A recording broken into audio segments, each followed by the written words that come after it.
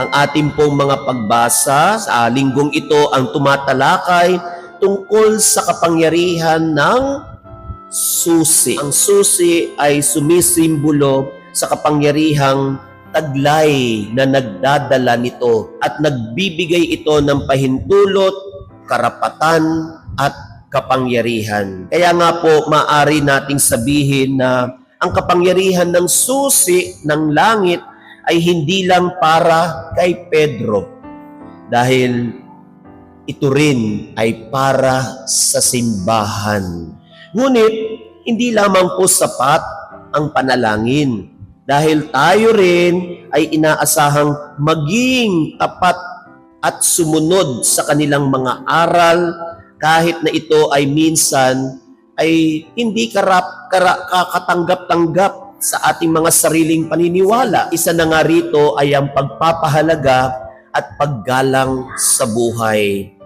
Naninindigan po ang simbahan na igalang natin ang buhay mula sa sinapupunan hanggang sa natural na kamatayan. Huwag tayong masanay sa mga maling nangyayari sa ating paligid.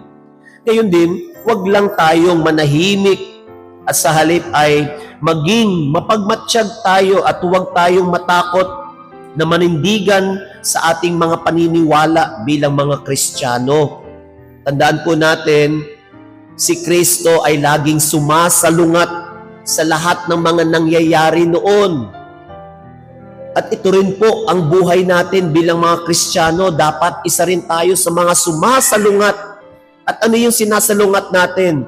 Yung kamalian, yung katiwalian, yung mga kasamaang nangyayari sa ating buhay.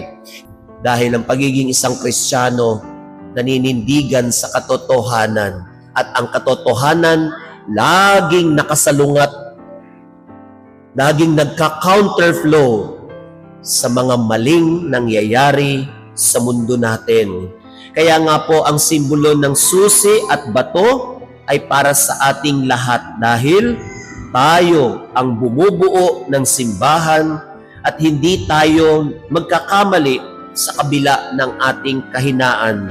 Dahil sa ating kahinaan, ang Diyos ang ating lakas at kapangyarihan. Hindi po tayo pababayaan ng Diyos. Hanggat may paninindigan tayo, hanggat patuloy tayong tutugon sa Kanyang paanyaya, sa likod ng ating kahinaan, nandiyan siya lagi para sa atin.